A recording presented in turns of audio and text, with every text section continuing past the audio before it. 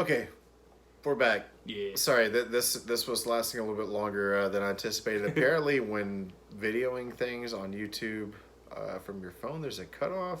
Either that or Yeah. I don't know. Now we know. Now we know. Billy killed my phone. So yeah, this is part 2. The squeakle. All right. So what were we talking about? What was going on before hold on, this I was- cutoff? Oh, so see, I forgot what you mentioned.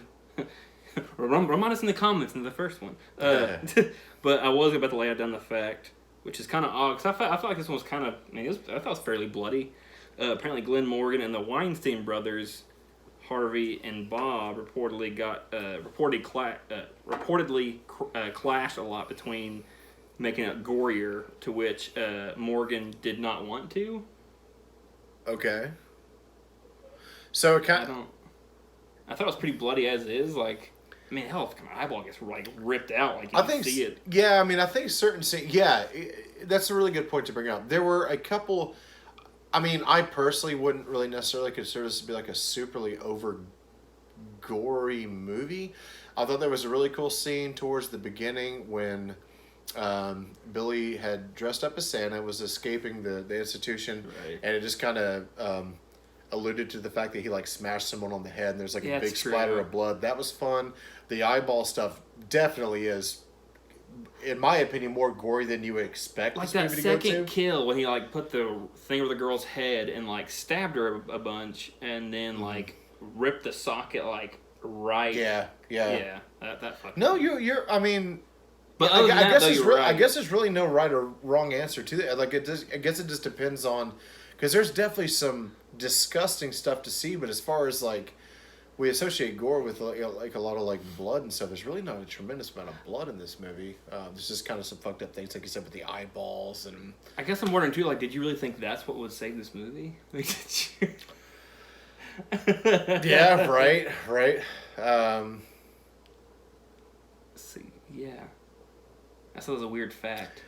Yeah, yeah, that is right. And I'm also wondering because that's very similar to Bob Clark with the first one.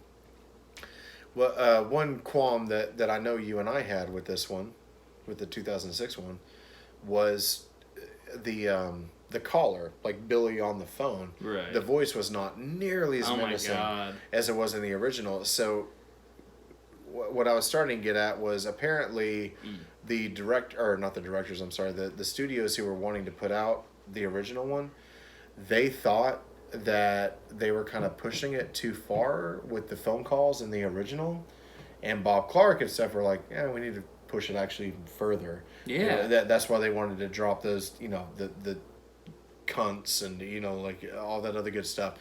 And this new one, it is not nearly as menacing. It almost feels like they're dialing it back intentionally. It feels like they're like, "Oh, you mean woman." Yeah, they keep on going. They keep on like having one person go, and then one go, "They're my family now." And like whisper, and that's it. That's another thing too, is the transfer between the voices. So as we were discussing on our last video of the original, like we had 3 people, 2 men and 1 woman, who were doing this voice, and they went through very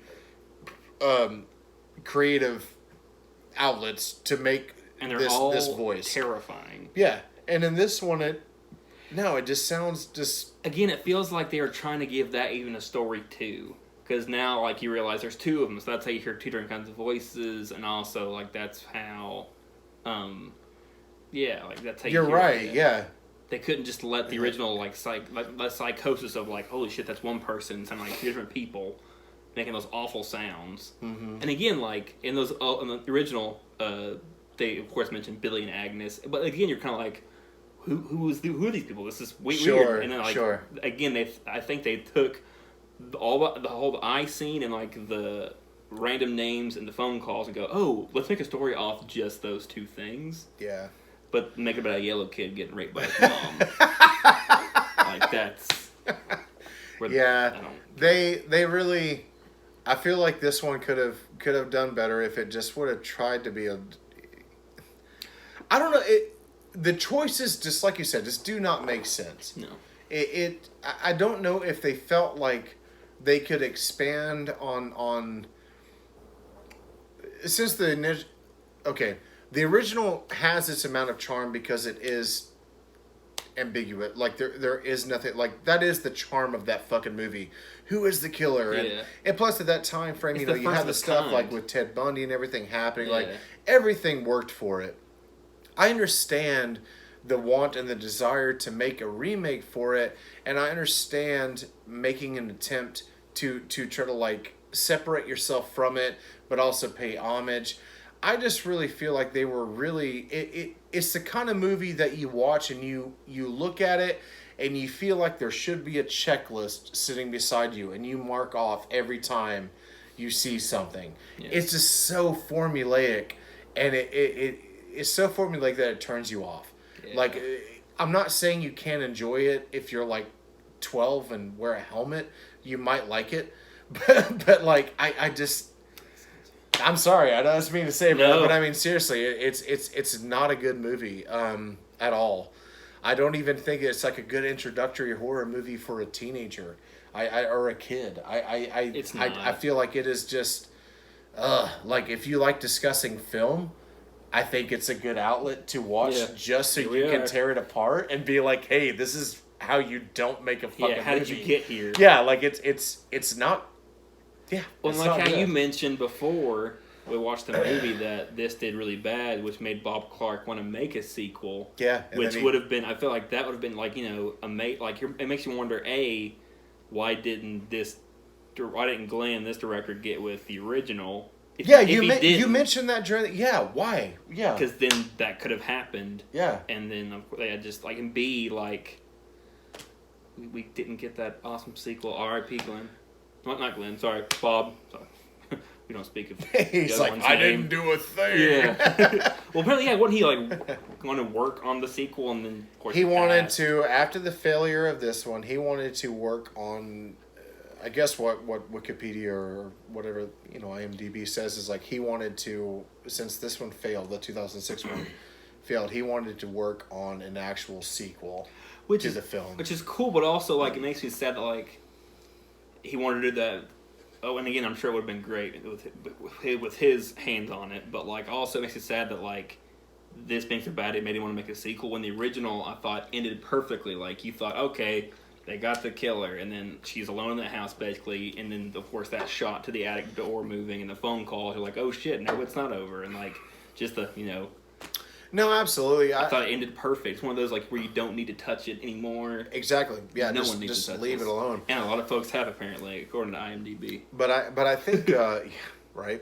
I think that maybe with him, with Bob Clark, it may have been just because he didn't expect it to like get the status that it did. Yeah. That it may have been more of like okay, so I don't know what age he was when he died, but let's just say for the sake of this conversation, like 80s or something, right? Sure. So he's in his 80s and he realizes, oh, this movie that I made back in my fucking like 30s Yeah. or something has gained this cult status. And I guess maybe he thought like, oh, making a sequel, like, you know, all the kids are into it nowadays, not Yeah. knowing that like That's true. that our age group was looking at it and like this is historic filmmaking. Like Yeah. this you know, It really is. Like, Um, like you mentioned before, it's the first of its time.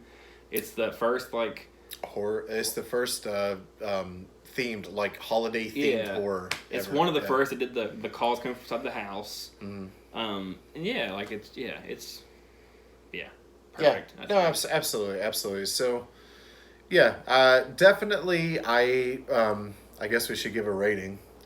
Oh my god. I cannot be generous with this one like I had that. Okay. I'm going to try to be because I understand why it was made. I just disagree on why it was made. I feel like realistically, I'm gonna have to give this. Oh, Jesus Christ! I love horror movies with snow. I love a snowy setting. Yeah. They only really used it like one time. We're outside too. I what know. mean? You're right. And Rachel pointed out too that you could look through the window at one point in the background, and it's like these like obviously super fake Yeah. It's things huge. of snow like on like probably like strings Yeah. or something. They're just like moving up and down. Yeah. Okay, I'm gonna give it half a bucket of popcorn, like 0.5, like 0.5 buckets of popcorn out of 5. I really, I was fishing for reasons to enjoy this one. That's fair, I think. I think I'm going to get the same thing. Yeah. Yeah, because I think, again, like, so funny enough, I've already mentioned it, I apologize, but I actually saw this one before I saw the original. Yeah. And, like, at the time, I didn't really like it, but I was just like, like, I liked the kills, and, like, it was just, you know, it was goofy, so I didn't really care. I wasn't as insulted by it as I was today. Because I had not, but then when I saw the original, and then I watched it with my dad, and I was like, so wait, this 2006 is based off, no, what? Like, it didn't make any. No way it's deterred this much. Yeah, no. yeah. It's just, it is a slap in the face. The original, everything great about it, and just, yeah. I want to do a little bit more research on the director, because I feel like there's got to be. Because that's true. There are a lot of times there are issues where it's like the director has one vision, but then like the company or the. Well, I mean, even beyond that, I feel like there has to be a reason that this is this bad. You know, there's got to be. I don't know. I want to talk to the guy whose idea was it to A, make him yellow, B, have him get raped by his mom. Yeah. And just see everything else. I'm sorry, like, it's just, there's so much. It is. It's one of those where I want to. It's like, why did you do that? I want to, like. It's like when a dog or like shit on the floor. Why did you do this? Why? Yeah. I love you. Why did you do? Yeah.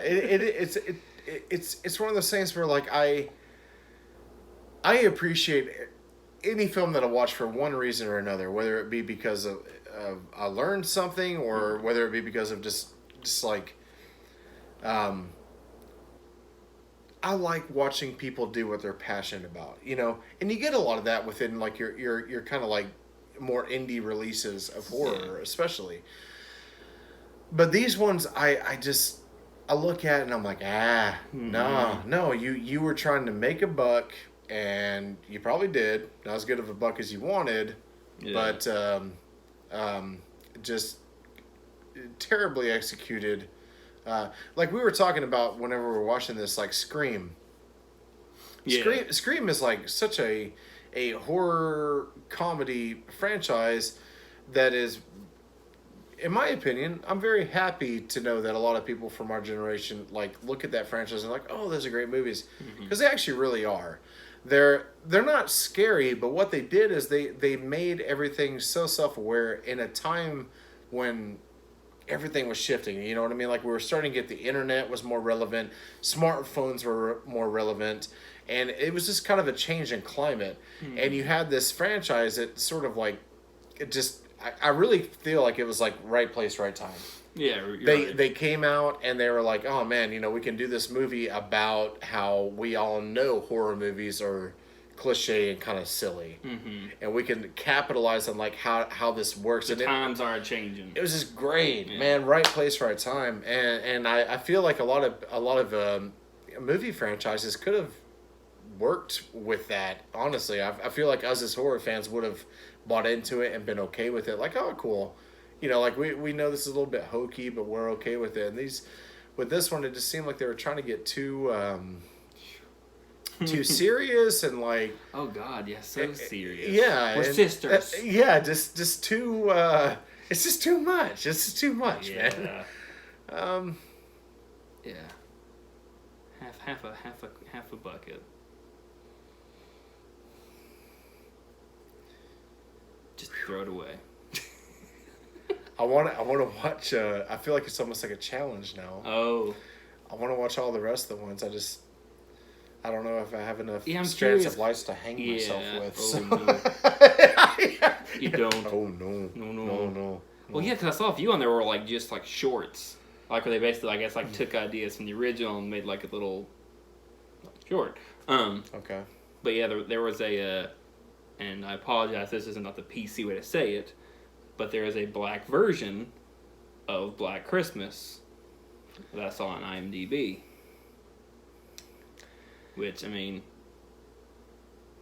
you do you. No, like we Honestly, I bet you that one's better than what we watched. it has to be. Yeah. It has to be. Oh, yeah, that one's called Black Christmas, The Night Billy Comes Home. Yeah. Which honestly feels like a Michael Myers remake or, yeah. My joke that whenever we initially found this out a little bit ago was, like, oh, I bet Tyler Perry fucking directed it or something. It seems, Medea does Christmas black or Yeah. something. Thank you. That's the best way. Yeah. Jeez Louise.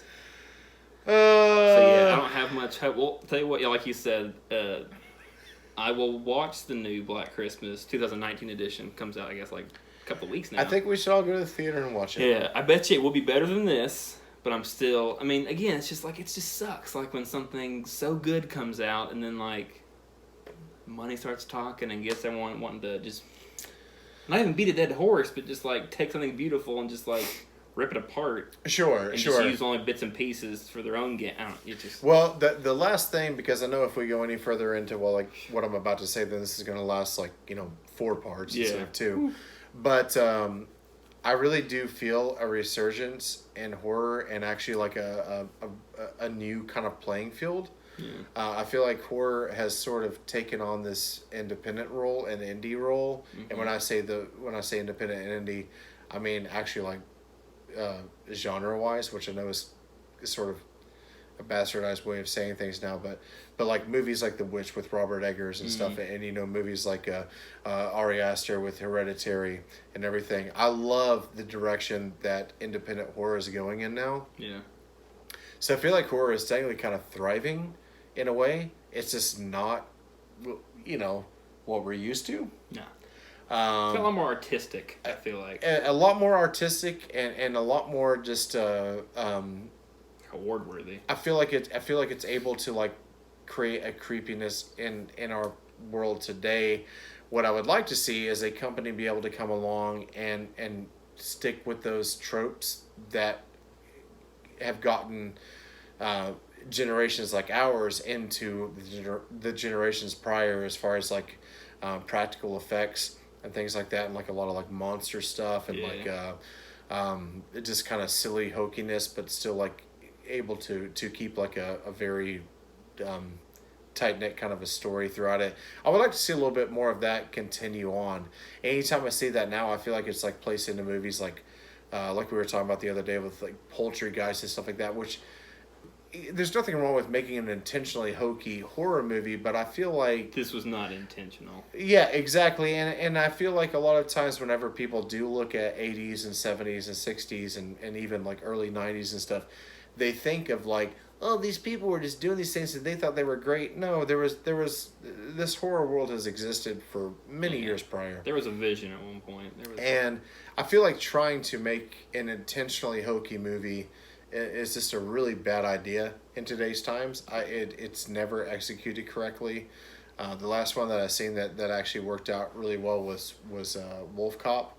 Yes. But you could tell that was made by fucking horror fans. Oh, These are not people that are like, oh man, this is a funny thing to see. No. I did not watch Wolf Cop and laugh at it. I laughed with it and I enjoyed it and I thought it was a great fucking film. I want to see that. Yeah. Keep on. But yes, so half a bucket of popcorn from Dylan and I from No More Popcorn. Just one bucket altogether. Yeah, if you want to, buy yourself like 3 or 4 bottles of wine. Yeah, watch it with a friend. And watch it. Go for it. Definitely do watch the original if you have a chance to see it. I personally want to try to reel in the rest of the No More Popcorn crew to go watch the new one and do a possible little mini review of it. So we'll see. Yeah. Sweet. All right.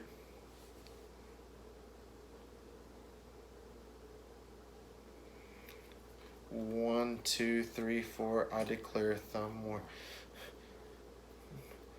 Is that Agnes?